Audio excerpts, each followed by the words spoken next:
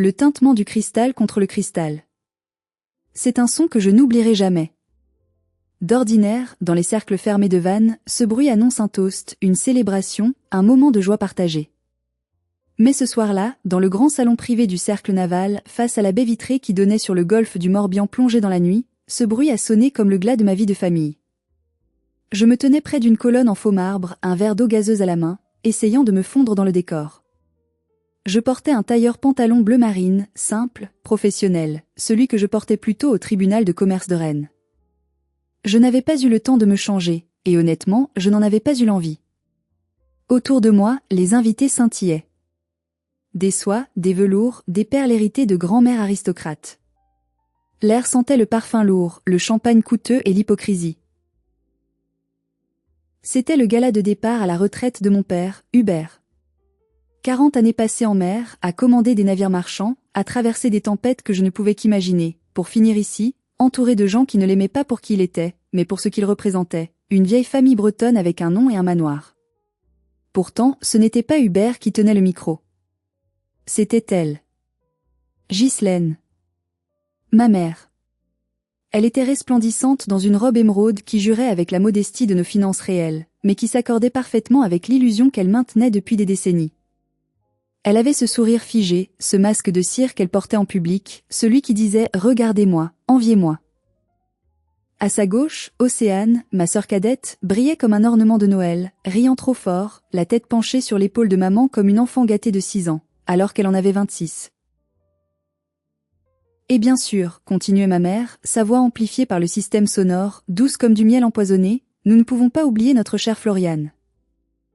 300 têtes se sont tournées vers moi. J'ai senti la chaleur monter à mes joues, non pas de honte, mais d'une anticipation nauséeuse. Je connaissais ce ton. C'était le préambule d'une exécution publique. Floriane, qui est toujours si sérieuse. Si austère. Vous savez, elle est mandataire judiciaire, dit-elle en prononçant le nom de mon métier comme s'il s'agissait d'une maladie vénérienne. Elle passe ses journées à compter les sous des entreprises en faillite. C'est tellement triste, n'est-ce pas ? Pas de mari, pas d'enfant, juste des dossiers poussiéreux et des chiffres. Quelques rires polis parcoururent la salle. Océane pouffa, couvrant sa bouche avec une main manucurée. Mais bon, reprit Ghislaine, en balayant l'air de sa main ornée de bagues, il faut de tout pour faire un monde.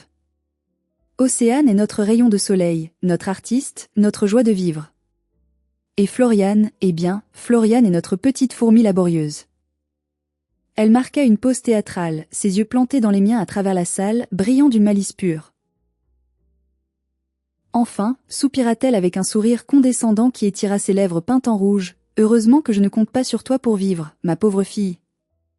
Tu serais capable de me faire payer l'air que je respire. » La salle explosa de rire. C'était un rire gras, complice, le rire de ceux qui sont soulagés de ne pas être la cible.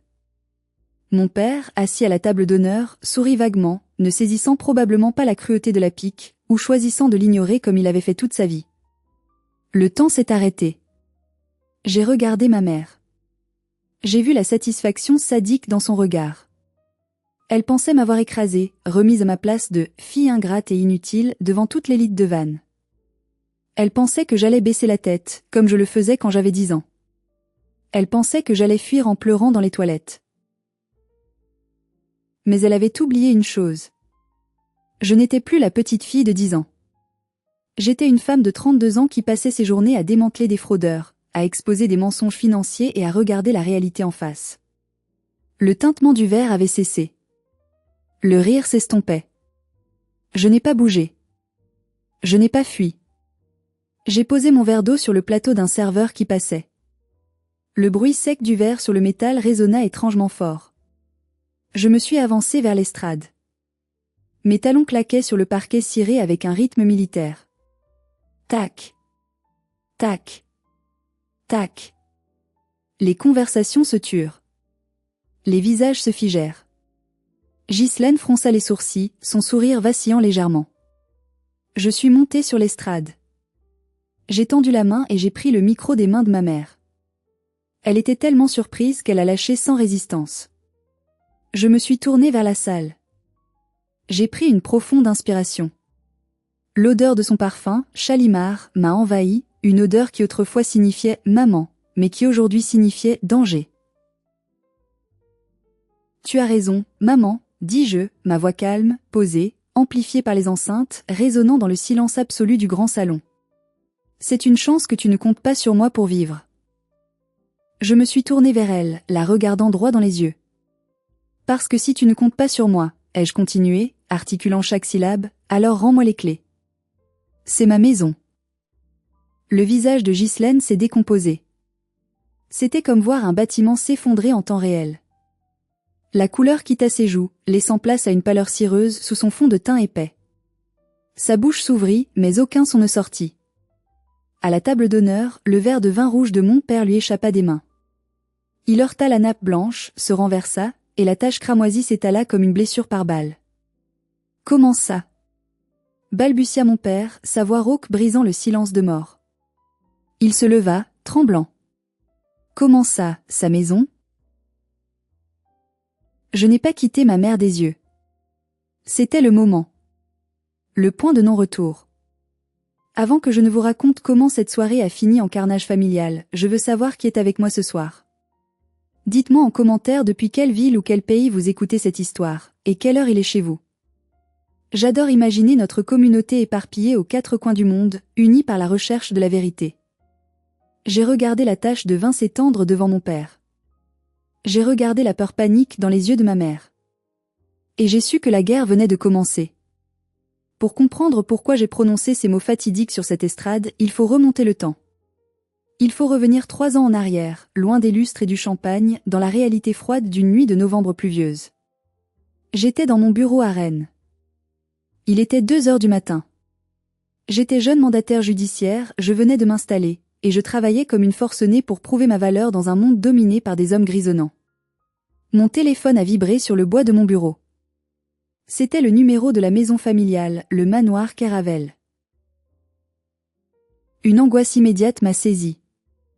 Mon père, Hubert, était en mer, quelque part dans l'océan Indien.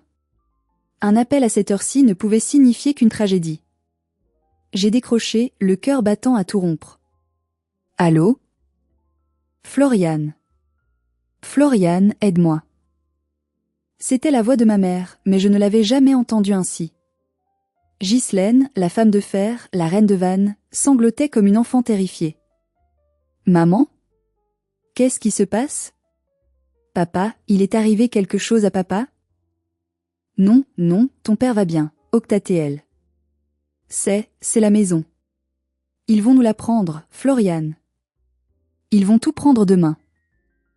J'ai senti mes épaules s'affaisser de soulagement, puis se tendre de confusion. Qui ça, il ? De quoi tu parles ? Et l'histoire est sortie, par bribes, entre 2 pleurs hystériques. Une histoire de mauvais investissement, de conseils mal avisés d'un ami, de dettes accumulées pour maintenir le standing pendant les longues absences de mon père. Elle m'a avoué qu'elle avait hypothéqué le manoir Kéravel, ce joyau du patrimoine familial que mon père chérissait plus que sa propre vie, et qu'elle n'avait pas payé les traites depuis 6 mois. L'huissier est passé ce matin, gémit-elle. La saisie immobilière est actée. La vente aux enchères est prévue. Ton père rentre dans 3 mois. S'il apprend ça. Floriane, s'il apprend qu'il n'a plus de maison, ça va le tuer. Littéralement. Avec son cœur. Elle savait exactement où frapper. Mon père était mon héros, malgré ses absences. L'idée qu'il rentre de mission pour trouver les grilles de sa maison ancestrale cadenassée me tordait les tripes. Combien ? Ai-je demandé, passant instantanément en mode professionnel. Le montant qu'elle m'a annoncé m'a donné le vertige. C'était une somme astronomique. Mais j'étais mandataire judiciaire. Je connaissais les mécanismes. Je connaissais les failles. Et surtout, je venais d'hériter d'une petite somme de ma grand-mère maternelle, que j'avais économisée religieusement pour acheter mon propre cabinet. Je ne peux pas te donner l'argent, maman, dis-je fermement. C'est à fond perdu. Et je ne peux pas payer tes dettes sans garantie. Mais que faire, hurla-t-elle. Tu vas laisser ton père à la rue ? C'est là que mon cerveau de juriste a pris le dessus sur mon cœur de fille. J'ai conçu un plan. Un plan qui, je le croyais, sauverait tout le monde. Écoute-moi bien, dis-je. Je ne vais pas payer ta dette. Je vais racheter la dette. Je vais créer une SCI, une société civile immobilière. Cette société va racheter le crédit à la banque avant la saisie. Je vais utiliser mon héritage pour l'apport et je vais m'endetter personnellement sur 20 ans pour le reste. Il y eut un silence au bout du fil. Et la maison? La maison appartiendra à la SCI. Donc à moi, expliquai-je clairement. Mais vous pourrez y vivre. Je ferai un contrat de prêt à usage. Vous vivrez là gratuitement. Vous n'aurez plus de loyer, plus de crédit. Juste les charges courantes. Mais juridiquement, la maison est à moi. C'est la seule façon de la sauver de la banque, maman. Elle a accepté immédiatement. Trop vite, aurais-je dû penser. Oui, bien sûr. Tout ce que tu veux, Floriane. Tu es mon ange gardien. Oh, merci ma chérie, merci. Le lendemain, j'ai pris ma voiture. J'ai roulé de Rennes à Vannes sous une pluie battante. J'ai passé la journée avec les avocats de la banque, négociant férocement, utilisant mon statut professionnel pour stopper la procédure in extremis. J'ai signé des papiers qui engageaient mon avenir financier pour les 2 prochaines décennies. J'ai vidé mes comptes d'épargne. Le soir même, j'ai fait signer à ma mère les documents de transfert de propriété et le fameux Commoda, ce prêt à usage qui leur garantissait le droit d'habitation. Tu ne dis rien à papa, a-t-elle supplié en signant d'une main tremblante. Je lui dirai moi-même, au bon moment. Je ne veux pas l'inquiéter pendant qu'il est en mer, promets-le-moi. J'ai promis. J'ai regardé ma mère, les yeux rouges mais soulagés, et j'ai cru avoir fait la bonne chose. J'ai cru avoir sauvé ma famille. J'ai cru que ce sacrifice allait enfin me valoir un peu de reconnaissance, un peu de cet amour qu'elle déversait si généreusement sur Océane. Je ne savais pas que je venais de signer un pacte avec le diable. Je ne savais pas que cette signature était le début de mon esclavage. Je suis reparti vers Rennes cette nuit-là, épuisé mais fier. Je ne savais pas encore que le bon moment pour le dire à papa n'arriverait jamais, et que ma mère avait une définition très particulière de la gratitude. Les 3 années qui ont suivi ont été une lente descente aux enfers, pavée de bonnes intentions et de sacrifices silencieux. Imaginez la situation, je suis propriétaire légal d'un manoir du XVIIIe siècle, estimé à plus d'1 million d'euros, situé sur la côte bretonne. Mais je vis dans un studio de 25 mètres carrés en périphérie de Rennes, avec vue sur un parking de supermarché. Chaque mois, le virement partait automatiquement de mon compte, 2 800 €. C'était le montant du remboursement du prêt que j'avais contracté pour sauver la maison. 2 800 €. C'était 70% de mes revenus nets au début. Pour survivre, je vivais comme une étudiante fauchée. Pas de vacances, pas de restaurant, des vêtements achetés en solde, une vieille Peugeot 206 qui menaçait de rendre l'âme à chaque démarrage. Pendant ce temps, au manoir Caravelle, la vie continuait comme si de rien n'était. Mieux encore, elle semblait plus fastueuse que jamais. Chaque fois que je revenais le week-end, espérant un repas chaud en famille, je découvrais de nouvelles améliorations. De nouveaux rideaux en velours de soie dans le salon. Une entreprise de paysagistes qui venait refaire les parterres de roses. Une nouvelle véranda chauffée pour l'hiver. C'est magnifique, maman, disais-je un jour, la gorge serrée, en regardant les nouveaux canapés en cuir blanc. Mais comment peux-tu payer ça? Je croyais que vous étiez serré. Ghislaine balayait ma question d'un revers de main agacé. Oh, Floriane, arrête de parler d'argent, c'est vulgaire. Ton père a eu une petite prime. Et puis, il faut bien entretenir tes maisons, non? Tu devrais me remercier de prendre soin de ton patrimoine. C'était son arme favorite, retourner la situation. Si je payais le crédit, c'était normal car la maison était à mon nom. Si elle dépensait des fortunes en décoration, c'était pour valoriser mon bien. C'était une logique perverse, imparable. Et puis il y avait Océane. Ma sœur, le rayon de soleil.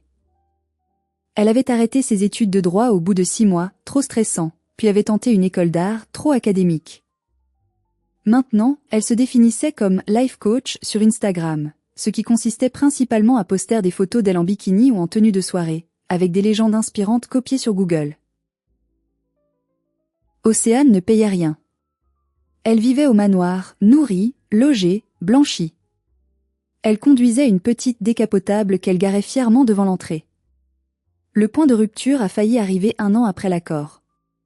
J'avais eu une grosse rage de dents, une infection qui nécessitait une couronne dentaire urgente. Cela coûtait 800 €. Je ne les avais pas. J'ai dû demander à ma mère si elle pouvait m'aider, juste cette fois. Maman, j'ai vraiment mal, lui avais-je dit au téléphone. Est-ce que tu pourrais me prêter 500 €? Je te les rends le mois prochain. Il y eut un long silence gêné. Ah, Florian, c'est le mauvais moment. Je viens de régler l'abonnement au club de golf de ton père et les cours de pilates d'Océane. On est à sec. Tu ne peux pas demander une avance à ton patron? Tu gagnes bien ta vie, pourtant. J'ai raccroché, les larmes aux yeux, la joue gonflée. J'ai mangé de la soupe en sachet pendant 2 semaines pour payer mon dentiste. Mais le pire n'était pas la privation matérielle. C'était le mépris. Lors d'un déjeuner dominical, j'ai remarqué quelque chose au poignet d'Océane. Une montre. Une Rolex Oyster Perpetual, modèle vintage, avec un cadran bleu nuit. Mon cœur a raté un battement. C'était la montre de papa. Celle qu'il avait reçue pour ses 50 ans.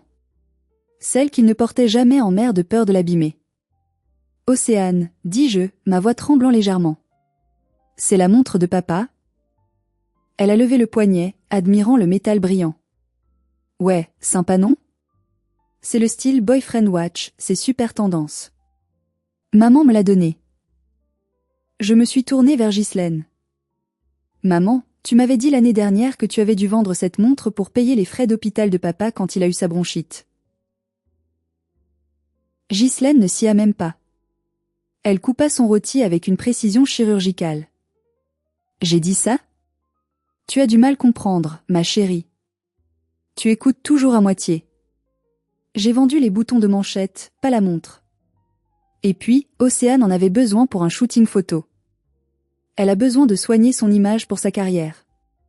Toi, dans ton bureau poussiéreux, tu n'as pas besoin de Rolex, n'est-ce pas? J'ai serré mon couteau si fort que mes jointures sont devenues blanches. Elle m'avait menti. Elle m'avait fait culpabiliser pour ne pas avoir pu payer les frais médicaux, alors qu'elle gardait les objets de valeur pour les caprices de sa fille préférée. Si vous étiez à ma place, assis à cette table, regardant votre sœur porter la montre que vous pensiez vendue pour sauver la santé de votre père, qu'auriez-vous fait? Auriez-vous renversé la table? Auriez-vous crié? Dites-le moi dans les commentaires. Moi, j'ai avalé ma rage avec mon morceau de rôti trop cuit. J'ai cru que je devais endurer ça pour la paix de la famille. Quelle erreur! L'argent, on peut le regagner. Les maisons, on peut les racheter. Mais il y a des choses qu'on ne peut pas réparer. Il y a 2 ans, j'ai rencontré Jocelyn. Jocelyn était architecte. Il avait des yeux couleur noisette et une douceur qui contrastait avec la brutalité de mon quotidien. Il ne se souciait pas de mon nom de famille ou du manoir. Il m'aimait pour mon esprit vif, pour ma résilience, pour ces moments où je laissais tomber l'armure. Avec lui, je me sentais enfin femme, et non plus simplement une machine à payer des dettes. Nous parlions mariage. Nous parlions avenir. Pour la première fois, j'envisageais de vendre le studio, peut-être de renégocier le prêt de la maison pour respirer un peu, pour construire ma propre vie. J'ai fait l'erreur de présenter Jocelyn à mes parents lors d'un week-end de Pâques. Le déjeuner s'était bien passé, en apparence. Ghislaine avait été charmante, posant beaucoup de questions sur la situation financière de Jocelyn, ses projets, sa famille. J'étais heureuse. Je pensais qu'elle voyait enfin que je pouvais être aimée. 3 semaines plus tard, Jocelyn est devenu distant. Il ne répondait plus à mes messages immédiatement. Il annulait nos rendez-vous. Un soir, je suis allée chez lui, décidée à comprendre. Je l'ai trouvé en train de faire ses cartons. Jocelyn? Qu'est-ce qui se passe? Tu pars? Il s'est retourné, et le regard qu'il m'a lancé m'a glacé le sang. Ce n'était pas de la colère, c'était du dégoût mêlé à de la pitié. Je ne peux pas, Florian, a-t-il dit doucement. Je ne peux pas construire ma vie sur un mensonge. Un mensonge? De quoi tu parles? Ta mère m'a appelé. Elle m'a demandé de venir la voir pour parler de ton état. Mon état? Elle m'a tout dit, Florian. Tes dettes de jeu. Tes problèmes compulsifs. Le fait que tu sois sous tutelle financière de tes parents, que c'est pour ça que tu vis dans ce studio alors que tu gagnes bien ta vie. Elle m'a dit que tu étais instable.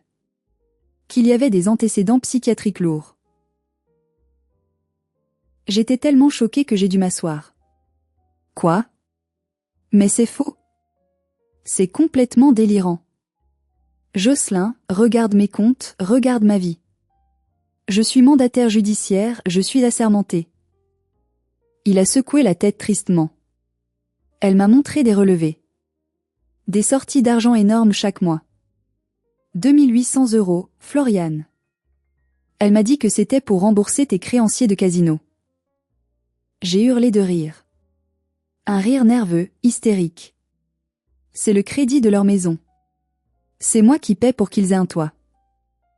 Elle m'a dit que tu dirais ça, soupira Jocelyn.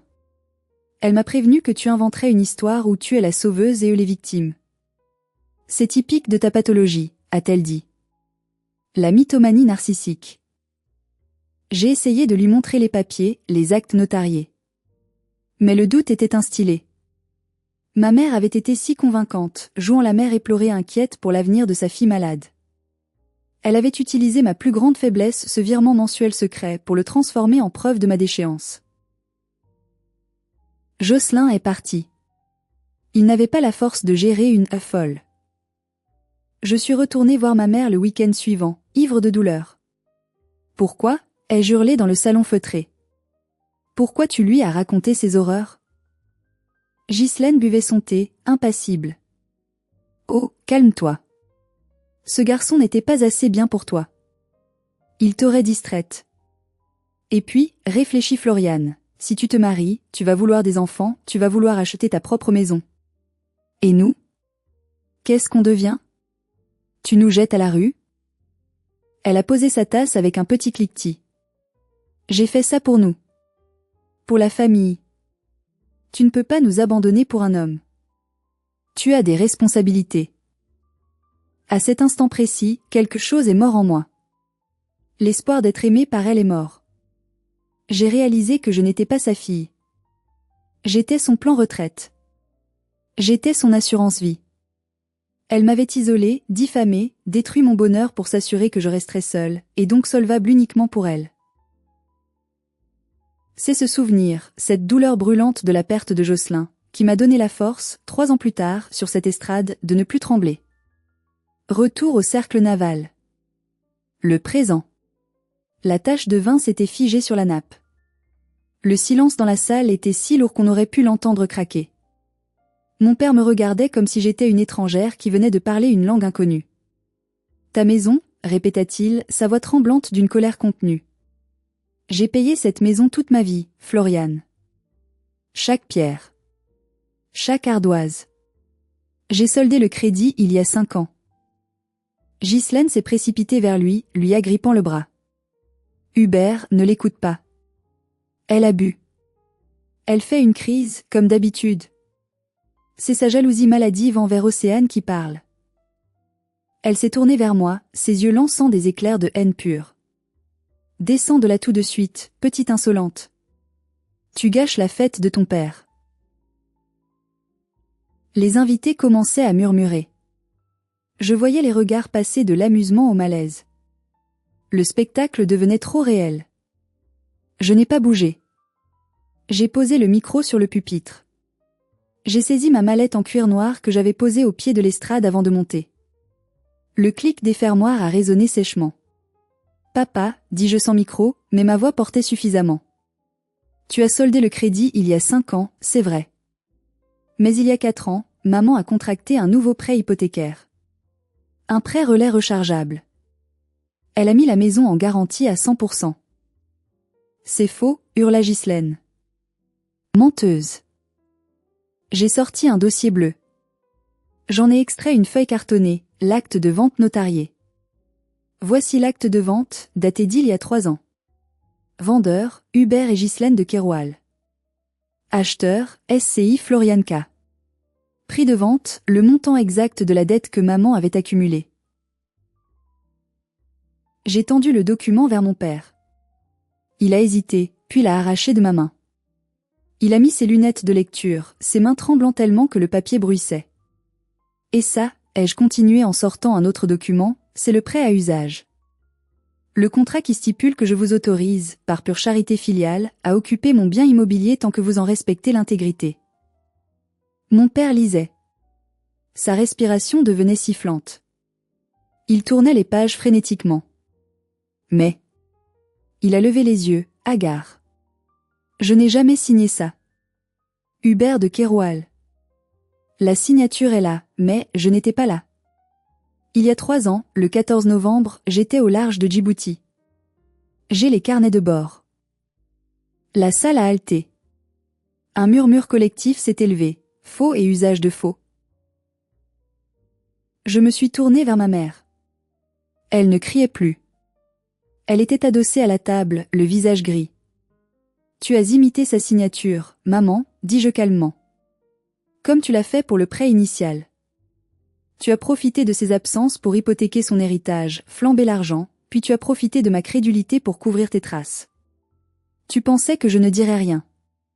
Que je paierais sagement en silence pour protéger l'honneur de la famille. C'était pour nous, croissa-t-elle soudain, abandonnant le déni pour la justification. Pour maintenir notre rang. Tu voulais quoi? Qu'on vive comme des clochards?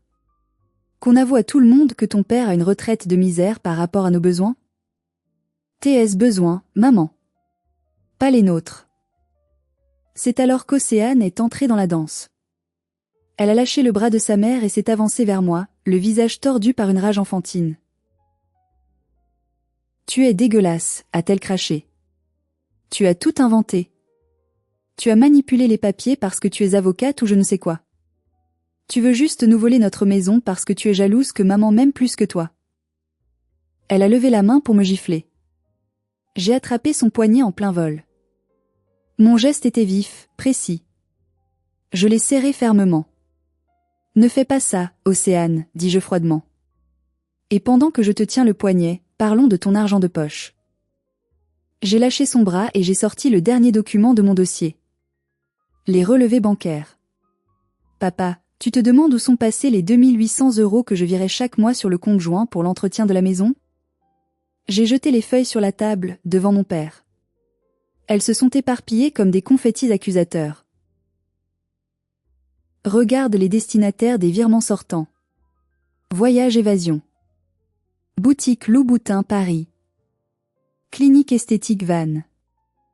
Et surtout, des virements directs vers le compte personnel de Mademoiselle Océane de Keroual. Mon père a saisi une feuille. Il a lu une ligne. Puis une autre. Il a levé les yeux vers sa fille adorée, sa princesse. Océane a reculé, trébuchant sur sa robe de soirée.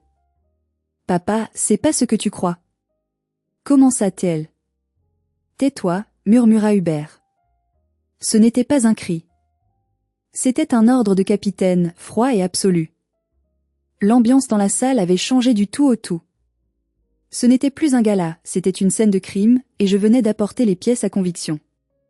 Les invités, ces mêmes personnes qui riaient de moi 5 minutes plus tôt, regardaient maintenant ma mère et ma sœur avec une horreur fascinée. Ils voyaient enfin ce que j'avais vu pendant 3 ans, des parasites drapés dans de la soie. Hubert, mon père, semblait avoir vieilli de 10 ans en 10 minutes. Il tenait le relevé bancaire comme s'il s'agissait d'un serpent venimeux. Océane, dit-il, sa voix brisée. Le mois dernier, quand tu m'as dit que tu avais besoin de 500 € pour réparer ta voiture. Maman m'a dit qu'on n'avait plus rien. J'ai dû emprunter à mon frère. Il pointa le doigt sur une ligne du relevé. Et là, je vois un virement de 2000 € vers ton compte le même jour? Libellé shopping anniversaire? Océane se mit à pleurer. Pas des larmes de remords, mais des larmes de frustration. Mais j'en avais besoin, papa. Je suis influenceuse, je dois avoir l'air riche. C'est mon travail. Tu ne peux pas comprendre. Ton travail? Hubert éclata d'un rire amer qui fit frissonner l'assemblée. Ton travail, c'est de dépenser l'argent que ta sœur gagne en suant sang et eau? Il se tourna vers Ghislaine. Elle s'était rassie, tentant de recomposer une dignité en lambeaux. Elle lissa sa robe. Hubert, nous en parlerons à la maison. Ce n'est pas le lieu. Les gens regardent. Il n'y a plus de maison, Ghislaine, rugit-il soudain, faisant sursauter tout le monde. Tu as entendu Florian? La maison n'est plus à nous. Tu l'as vendue. Tu as imité ma signature. Il se tourna vers moi. Son regard était un mélange de honte et de désespoir. Florian, est-ce que c'est vrai? Pour le prêt initial? Oui, papa. J'ai la copie du dossier bancaire original. L'expertise graphologique est formelle. C'est la main de maman. C'est un faux en écriture privée et une escroquerie bancaire. À ce moment précis, un homme s'avança depuis le fond de la salle. C'était Maître Syriac, un avocat réputé de Vannes et un ami de longue date de mon père. Je l'avais prévenu. Hubert, dit-il gravement en posant une main sur l'épaule de mon père. Florian m'a consulté la semaine dernière. J'ai vérifié tous les documents. Tout ce qu'elle dit est juridiquement irréfutable. La maison lui appartient via la SCI. Et les faux? Hubert, c'est du pénal. C'est de la prison ferme potentielle. Le mot « prison » flotta dans l'air comme une menace toxique. Ghislaine porta la main à sa gorge. Prison, Queen ATL. Pour avoir géré le budget familial? Je suis sa mère. Elle ne va pas m'envoyer en prison. Elle se tourna vers moi, changeant instantanément de tactique. Le visage haineux disparut, remplacé par le masque de la mère aimante et fragile. Florian, ma chérie. Tu ne ferais pas ça, n'est-ce pas? C'était une blague, hein? Pour me faire peur? Je sais que j'ai été dure tout à l'heure, mais c'était pour te taquiner. On s'aime dans cette famille. Elle tendit les bras vers moi, pathétique. Je l'ai regardé. J'ai revu Jocelyn faire ses valises. J'ai revu mon compte en banque vide. J'ai revu la Rolex au poignet d'Océane. J'ai revu mes 10 ans, quand elle m'enfermait dans ma chambre parce que je n'étais pas assez jolie pour être présentée aux invités. Non, maman, dis-je doucement. Je ne vais pas porter plainte pour les faux. Pas si vous partez. Partir? Je résilie le commoda. Le prêt à usage. Je reprends la jouissance de mon bien. Vous avez 1 semaine pour vider les lieux. Toi et Océane. Mais où allons-nous aller? Hurla Océane. Tu es une adulte, Océane. Débrouille-toi. Trouve un vrai travail. Où vont tes sacs à main? Et ton père? Demanda Ghislaine, jouant sa dernière carte. Tu mets ton père à la rue? Le héros du jour? Je regardais Hubert. Il se tenait droit, malgré le poids du monde sur ses épaules. Il retira son alliance. Lentement. Péniblement. Et il la posa sur la nappe à côté de la tache de vin. Ne t'inquiète pas pour moi, Florian, dit-il d'une voix sourde. Je ne dormirai plus jamais sous le même toit que cette femme. Il regarda Ghislaine avec une froideur absolue. Tu m'as volé ma maison. Tu m'as volé ma retraite. Mais le pire, c'est que tu m'as volé l'amour de ma fille en me faisant croire qu'elle nous détestait, alors qu'elle se saignait pour nous. Il s'approcha de moi. Il hésita, puis me prit maladroitement dans ses bras. Il sentait le tabac à pipe et la mer. Il pleurait.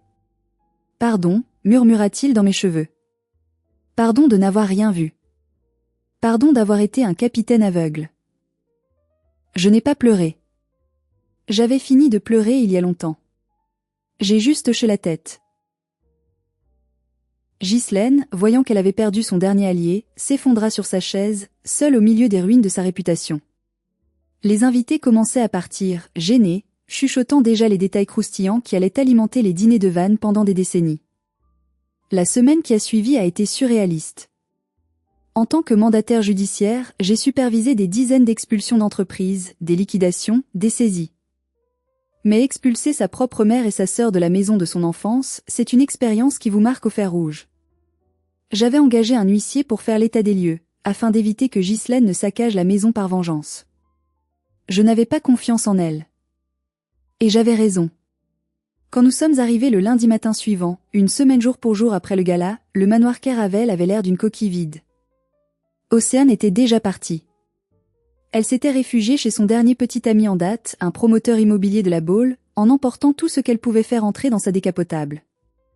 Elle m'avait bloqué sur tous les réseaux sociaux, mais pas avant de poster une longue diatribe sur la jalousie toxique familiale et son besoin de healing. Ghislaine était là. Elle était assise sur une malle dans le grand hall d'entrée, vêtue de noir comme une veuve sicilienne. En faisant le tour des pièces avec l'huissier, j'ai découvert l'étendue des dégâts. Ce n'était pas du vandalisme violent. C'était plus insidieux. Elle avait vendu tout ce qui avait de la valeur historique. Les tableaux d'ancêtres? Disparus. L'argenterie armoriée? Volatilisée. Les meubles d'époque? Remplacés par des copies bon marché ou simplement absents. La maison que je payais depuis 3 ans était une coquille vide. L'intérieur luxueux que je voyais lors de mes visites n'était que du maquillage. Où sont les commodes Louis XV, maman? Ai-je demandé en revenant dans le hall. J'ai dû les vendre pour payer les avocats, cracha-t-elle. Puisque ma fille veut me traîner en justice. Je n'ai pas porté plainte, je t'ai juste demandé de partir. C'est pareil. Tu m'as humilié. Tu m'as tué socialement. Plus personne ne me répond au téléphone à Vannes. Le cercle naval a annulé mon adhésion. Je suis une paria. Tu as récolté ce que tu as semé, dis-je sans émotion. Elle s'est levée, s'avançant vers moi, le doigt levé. Tu crois avoir gagné? Tu te crois forte avec tes petits papiers et tes lois? Mais tu finiras seule, Floriane. Tu es froide. Tu es morte à l'intérieur. C'est pour ça que Jocelyn est parti. Pas à cause de moi. À cause de toi. Parce qu'aucun homme ne peut aimer un glaçon. C'était sa dernière flèche. Elle visait le cœur. Mais cette fois, l'armure a tenu. Jocelyn est parti parce que tu lui as menti, répondis-je. Et je préfère être seule et digne dans ma vérité, que mariée et faussaire dans ton mensonge. Maintenant, donne-moi les clés. Elle a jeté le trousseau de clés lourdes en fer forgé sur le carrelage. Le bruit métallique a résonné comme un coup de feu. Elle a pris sa valise et est sortie sans se retourner. J'ai regardé sa silhouette s'éloigner dans l'allée de gravier, sous le ciel gris de Bretagne. Elle ne semblait pas grande et terrifiante. Elle semblait juste, petite. Et vieille. Une femme qui avait tout misé sur les apparences et qui se retrouvait nue face à l'hiver. L'huissier, un homme discret, a toussé poliment. Mademoiselle? On change les serrures? Oui, dis-je en fermant la lourde porte en chêne. Changez tout. Je ne veux plus qu'aucune vieille clé ne puisse ouvrir cette porte. Je me suis retrouvée seule dans le grand manoir silencieux. Pour la première fois depuis 3 ans, je n'ai pas ressenti le poids de la dette. J'ai ressenti l'écho vide de la maison. C'était à moi. Vraiment à moi. Mais je savais déjà que je ne vivrais pas ici. Il y avait trop de fantômes. Les mois qui ont suivi ont été ceux de la reconstruction. J'ai mis le manoir Caravelle en vente. Je ne pouvais pas le garder. Chaque pièce me rappelait une humiliation, un mensonge. Avec le marché immobilier en plein boom sur la côte bretonne, il s'est vendu rapidement, malgré l'absence des meubles anciens. Le nom et l'emplacement suffisaient. Avec l'argent de la vente, j'ai remboursé intégralement le prêt bancaire restant. J'ai soldé la dette que je traînais comme un boulet. Pour la première fois en 3 ans, mon salaire m'appartenait entièrement. J'ai quitté mon studio miteux et j'ai acheté un appartement lumineux à Vannes, sur le port, moderne, sans histoire, sans fantôme. Quant à Hubert, mon père, il avait loué un petit 2 pièces près du port de Plaisance. Il vivait modestement, avec sa seule retraite. Il avait refusé que je lui donne le moindre centime issu de la vente de la maison. C'est ton argent, Floriane. Tu l'as sauvé, tu l'as payé. Un soir, je suis passé le voir. Son appartement était petit, mais il sentait bon la cire marine et le vieux tabac. Il avait l'air apaisé. Il lisait un livre, assis dans un fauteuil qu'il avait réussi à récupérer. Il m'a tendu une enveloppe. J'ai écrit ça pour toi. Je n'arrive pas toujours à dire les choses en face. J'ai ouvert la lettre plus tard, assise sur mon balcon face à la mer, ma chère Floriane, un capitaine est responsable de son navire, même quand il dort. J'ai laissé la barre à ta mère pendant trop longtemps, par lâcheté, par facilité, parce que je préférais affronter les tempêtes en mer que les conflits à terre. J'ai confondu ta force avec de la froideur. J'ai confondu les caprices de ta sœur avec de la joie de vivre. J'ai été un mauvais père en ne voyant pas laquelle de mes filles se noyait pour me garder à flot. Je ne pourrai jamais te rembourser l'argent, ni les années de privation. Mais je peux te promettre une chose, pour le reste de mes jours, je serai dans ton camp. Je suis fière de la femme que tu es devenue. Non pas grâce à nous, mais malgré nous. Ton papa qui t'aime. J'ai pleuré. Pour de bon cette fois. Des larmes de guérison. Et puis, il y a eu l'improbable. Un après-midi, en sortant de mon cabinet, j'ai vu une silhouette familière qui m'attendait sur le trottoir. Jocelyn. Il avait l'air nerveux. Il tenait un café à la main. « Salut », dit-il maladroitement. « Salut Jocelyn. J'ai entendu parler de ce qui s'est passé au cercle naval. Tout Vannes en parle. J'imagine. » Il a baissé les yeux. J'ai appris que tout ce que ta mère m'avait dit, c'était faux. Les dettes de jeu. La maladie. Tout. Oui. Je m'en veux terriblement, Floriane. J'aurais dû te croire. J'aurais dû te faire confiance plutôt que de croire cette femme manipulatrice. J'ai été lâche. Je l'ai regardé. J'avais encore des sentiments pour lui, c'était indéniable. Mais j'étais une femme différente maintenant. Tu as été humain, Jocelyn. Elle est très douée. Mais tu as raison. Tu aurais dû me poser la question. Tu as choisi la fuite. Je sais. Je ne te demande pas de me reprendre. Je ne le mérite pas. Mais j'aimerais qu'on puisse boire un café. Qu'on recommence à zéro. En amis, pour commencer. J'ai souri. Un vrai sourire. Un café. D'accord. Mais c'est moi qui invite. J'ai les moyens maintenant. Et les autres? Les méchants de l'histoire? La justice poétique existe, mais elle est rarement aussi spectaculaire que dans les films. Elle est plus lente, plus grise, mais tout aussi implacable. Ghislaine vit aujourd'hui dans un logement social en périphérie de Lorient. Loin de Vannes, loin de son public. Elle a essayé de maintenir son standing pendant quelques mois, mais sans le chéquier de mon père et sans mes virements, la réalité l'a rattrapée violemment. Elle est devenue ce qu'elle méprisait le plus, une femme ordinaire, sans argent, aigrie. On m'a dit qu'elle passait ses journées à raconter à qui voulait l'entendre, sa boulangère, ses voisins, qu'elle a été victime d'une machination ourdie par une fille ingrate et un mari cruel. Personne ne la croit vraiment, ou personne ne s'en soucie. L'indifférence est la pire punition pour une narcissique. Océane. Ah, Océane. Son petit ami promoteur l'a mise dehors au bout de 3 mois quand il a réalisé qu'elle n'apportait rien d'autre que des factures et des drames. Elle a essayé de revenir vers papa. J'étais là ce jour-là. Elle a sonné à la porte du petit appartement d'Hubert, les yeux gonflés, traînant une valise Louis Vuitton éraflée. Papa, je n'ai nulle part où aller. Maman est devenue folle, je ne peux pas vivre avec elle. Tu dois m'aider. Hubert s'est tenu dans l'encadrement de la porte. Il ne l'a pas laissé entrer. Tu as 26 ans, Océane. Tu as 2 bras, 2 jambes et un cerveau. Va travailler. Mais je ne sais rien faire, a-t-elle pleurniché. Alors apprends. Comme ta sœur l'a fait. Il a fermé la porte. Doucement, mais fermement. Il s'est retourné vers moi, qui buvais le thé dans sa cuisine. Il avait l'air triste, mais résolu. C'est dur, a-t-il dit. C'est nécessaire, ai-je répondu. Océane a fini par trouver un travail de vendeuse dans une boutique de vêtements.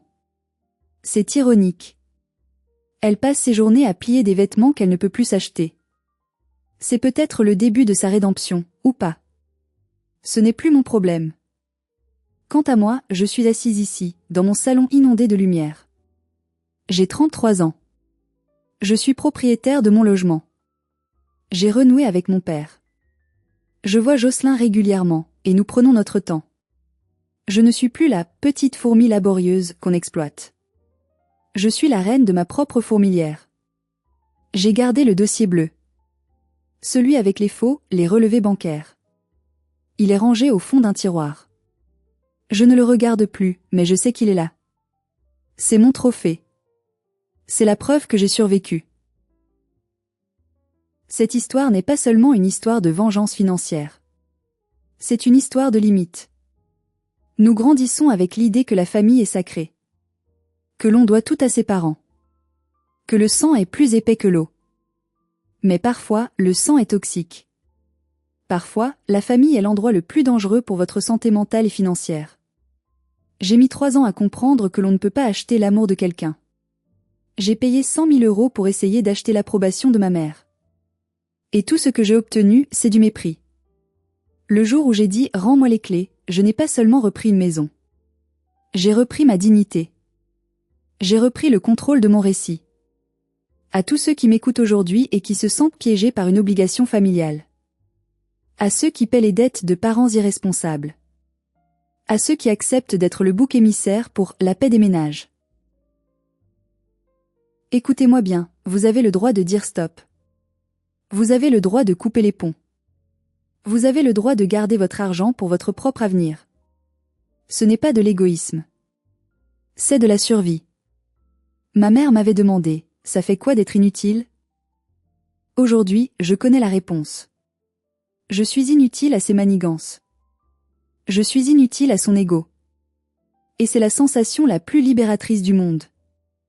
Si cette histoire a résonné en vous, si vous avez déjà dû vous battre pour votre indépendance face à ceux qui étaient censés vous protéger, alors faites-le moi savoir. Abonnez-vous à cette chaîne pour d'autres histoires de justice et de vérité. Laissez un « j'aime » si vous pensez que j'ai eu raison de reprendre les clés. Et partagez cette vidéo avec quelqu'un qui a besoin d'entendre qu'il a le droit de dire non.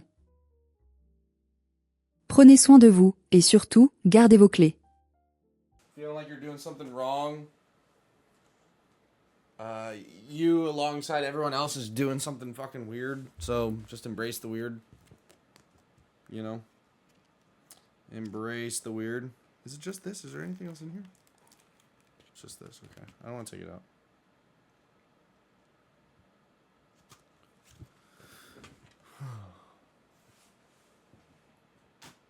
So, about that yin yang bracelet. Don't see it. I've only opened 3 packages, and I just went through all the trash, so.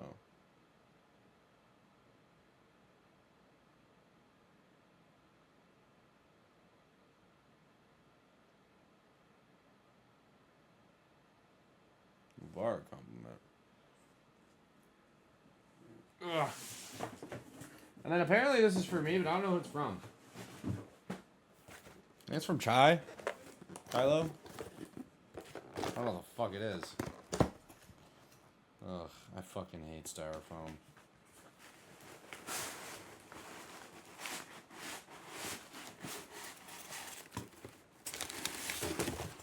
What the fuck is this?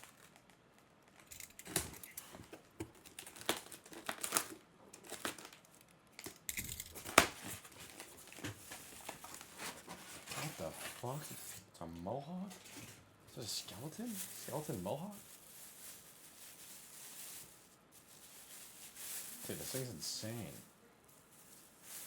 What the fuck? This thing's nuts. Oh. It looks like he has eyeballs through the reflection. This thing actually looks nuts. This thing's pretty cool. Don't let it near Noah. I don't think this is Noah's type. Ashley tipped $10. The bracelet is in another package that arrived a couple weeks ago. It's there somewhere. Okay. If not, it's cool. I swear I went into a package and I said, I swear I saw one that says, I hope you enjoy your yin yang bracelet. I just don't know which package that one is. I remember, fuck, dude. I need an assistant. I remember it was in like a brown bag. But I thought it was that brown bag. was not that brown bag. I remember seeing it though. I remember seeing a note saying that.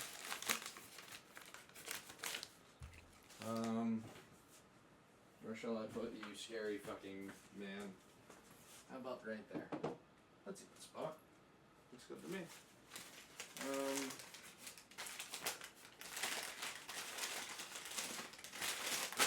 I'm so hungry. Fuck. Catch tipped $5. There was a box for you in the package Elliot opened today. He didn't give Aiden his, so I'm sure he didn't give you yours either. Oh, he did not. Did not expect Elliot to remember shit. Like, oh, was it this bag? Aha! Wait. I thought it was this bag. No, it's not this bag. Oh, there's a letter in here though. Wait. Oh, I already read that.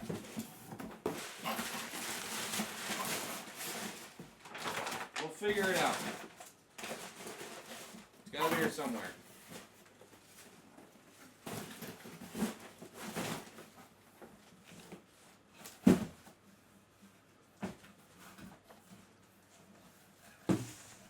Okay. Hey Siri. Hey Siri. Hey Siri. Sometimes she works, sometimes she doesn't. Call Elliot. Calling Elliot.